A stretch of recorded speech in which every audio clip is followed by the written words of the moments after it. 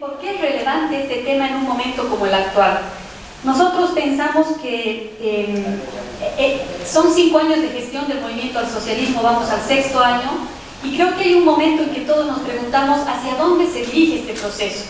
cuáles son las visiones predominantes en los protagonistas de este proceso, ¿no? Hacia dónde nos dirigimos. Y también es interesante discutir, en varios artículos se hace esta discusión sobre los límites y posibilidades de estos discursos que tan fuertemente se han posicionado en el imaginario social boliviano. Es decir, el discurso de la izquierda se autodefine como un gobierno de izquierda indígena, nacionalista, el socialismo, el discurso del proceso de cambios, que verdaderamente se han posicionado de una manera importante en el país. Entonces, un poco la motivación, digamos, que nos trae aquí, más que dar respuestas de ninguna manera, es tener con estos artículos elementos para poder pensar el país en este sentido y en este momento, en esta coyuntura. Para comenzar, obviamente, en el equipo nos hemos preguntado, ¿y qué es izquierda? ¿De qué concepto de izquierda vamos a partir para decir si el MAS es o no de izquierda, ¿no? Y aquí, obviamente, nos encontramos con que en el siglo XXI, a pesar de todos los aportes que han habido en América Latina, habrán leído ustedes los textos sobre el giro a la izquierda en América Latina, sobre el llamado post-neoliberalismo de varios autores, encontramos que no hay un concepto unívoco de izquierda, es decir, no es como en los años 50 o 60 donde había un concepto claro de izquierda, ¿no? O sea que, digamos, lo caracterizaba. A estas alturas nos hemos encontrado más bien con múltiples articulaciones del concepto de izquierda, algunas más ligadas al indigenismo, otros al proceso de cambio, otros verdaderamente al socialismo de antaño y, digamos, también con otras connotaciones. Evidentemente hay una articulación básica de la idea de izquierda con el socialismo de los años 70, ¿no? Ligada obviamente a una base marxista. A esta base marxista que define por la clase social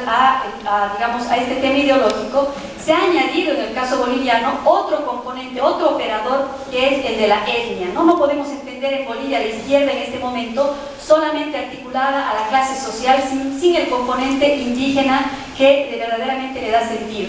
Hay en la parte introductoria de este libro una entrevista a Gustavo Rodríguez, seguramente lo conocen todos ustedes, un historiador, además militante de la izquierda de los 70, que él enfatiza en que el sujeto obrero de los años 70 ha sido sustituido por el sujeto indígena, ¿no? Como protagonista de este proceso, y eso evidentemente arrastra una serie de connotaciones que transforman la visión clásica de la izquierda. Entonces, la izquierda aquí de alguna manera aparece articulada evidentemente al antiimperialismo, al antineoliberalismo, pero a eso se le agrega toda la conceptualización referida a los procesos de descolonización. De alguna manera el pensamiento de Álvaro García Linera y también de Raúl Prada, que de alguna manera han fundamentado un poco estas visiones intelectuales, se basan en dos pilares, digamos. Por una parte, pensadores como Dussel, Mignolo, Catherine Walsh, que trabajan el tema de la descolonización, y por otro lado esta vertiente fuertemente marxista y zabaletiana en la cual basan su discurso, ¿no? Conceptualizan a este proceso como un horizonte, digamos, de socialismo abigarrado, ¿no? Creo que este concepto de socialismo abigarrado de alguna manera une estos distintos ámbitos académicos y discursivos. Y evidentemente en la base del discurso socialista o indigenista que aparece en el MAS está el comunitarismo como una alusión histórica a un proceso, ¿no es cierto?, de reconstrucción, de volver de alguna manera al pasado, y que en el caso de Gustavo Rodríguez habla de una suerte de reconstrucción ficcional, ¿no?, un poco que carga este pasado comunitarista y lo trae al presente, pero con una dosis de modernidad. Lo cierto es que en el MAS cohabitan una serie de tendencias, al menos 3, ¿no? Una tendencia fuertemente nacionalista, ligada al modelo de desarrollo industrialista, extractivista, etcétera.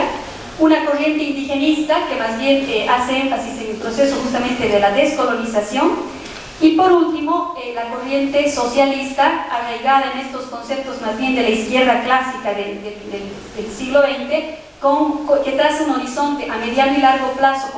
como sostiene Álvaro García Linera, para el país. Entonces,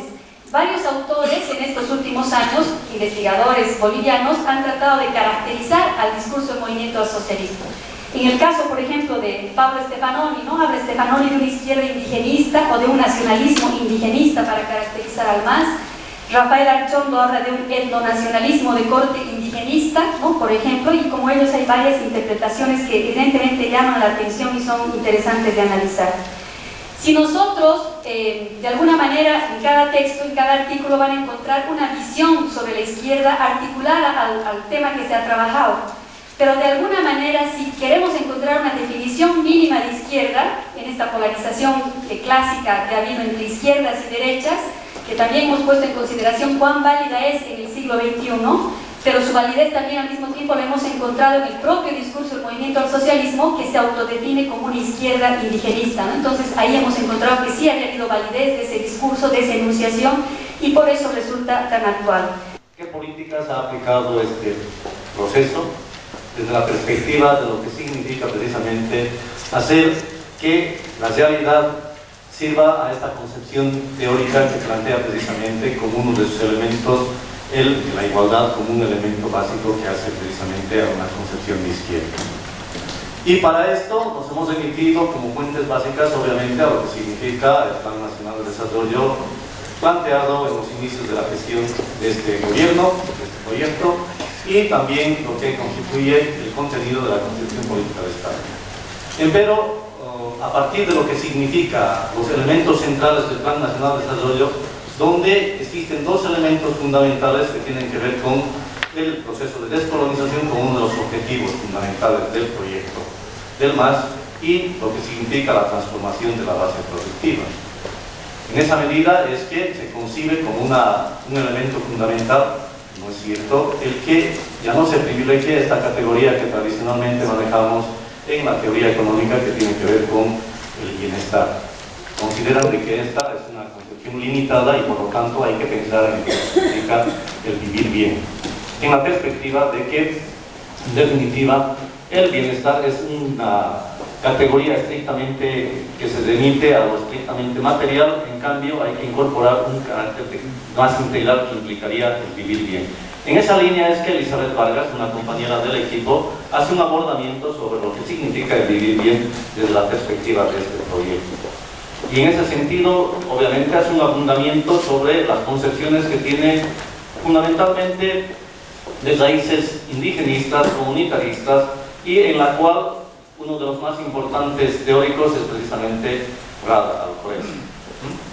Obviamente en ese documento, en esa parte del documento hace referencia a esta suerte de contradicciones e interpretaciones que implicaría la actual gestión del gobierno y se refiere precisamente al problema del fitness, en las que no existiría coherencia con esta concepción básica que sería el vivir bien, que tiene una concepción básicamente de respetar y convivir con la naturaleza, esta suerte de la cosmovisión andina que tiene que ver con la unidad, la reciprocidad, etc. Después de este trabajo, pues siento que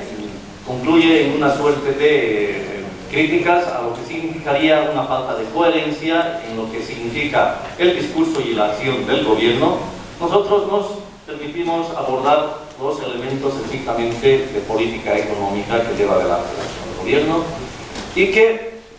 un poco se remonta a lo que caracteriza fundamentalmente lo que ya habíamos experimentado durante el nacionalismo revolucionario, que es precisamente la constitución del capitalismo de Estado. En esa línea, con características y matices tal vez que lo diferencian de ese tiempo, es que se recurre a lo que significa la nacionalización de los hidrocarburos, siempre apegados a la estrategia del gobierno que considera el sector estratégico relacionado con el aprovechamiento de los recursos naturales y un otro sector importante que está vinculado a lo que significa la generación del empleo y que tendría que ver con esta concepción moderna de la industrialización. Entonces, en esa línea es que se visibiliza que no existe tanta diferencia, ¿no es cierto?, de estas concepciones o de estas políticas que hacen que el Estado adquiera un protagonismo fundamental en lo que significa la actividad económica. Es coherente y consideramos de que en países en vías de desarrollo, para ser un poco considerados también con nuestra realidad, porque solemos utilizar otro tipo de categorías un poco más deprimentes, si es que vale el término, países subdesarrollados, obviamente se visibiliza al Estado como un rol, como un agente fundamental para la transformación de lo que significa la base política. Acompañado a este tipo de políticas, obviamente va la presencia fuerte nosotros consideramos de que tiene una finalidad de construir una base de apoyo, y son las políticas asistencialistas que aplica el actual gobierno.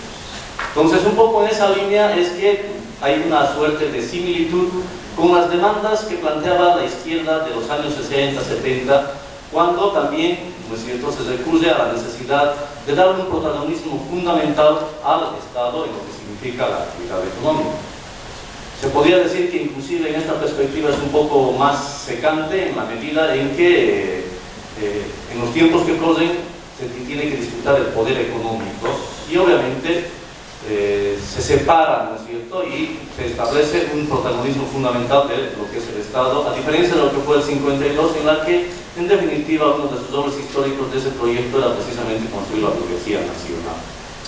Entonces, un poco después de establecer esta suerte de características que hacen necesariamente a este proyecto político, se visibiliza que, en definitiva, si bien existen este tipo de políticas, las expectativas de muchos teóricos, entre estos fundamentalmente Rana Alcoreza, apuntan a objetivos superiores, si es que vale el término, dado que no están conformes con lo que significa el reconocimiento de lo que se establece en la Constitución Política del Estado, que es una economía plural, en las cuales, en términos legales, se reconoce la existencia de estas cuatro formas de organización o de propiedad, aunque de manera un poco subrepticia se privilegia, ¿no es cierto?, el apoyo a estas micros y pequeñas formas, o las formas asociadas y las formas comunitarias, en las cuales el Estado tuviese un mayor interés y mayor apoyo. Entonces, luego de concluir con este tipo de consideraciones, planteamos de que,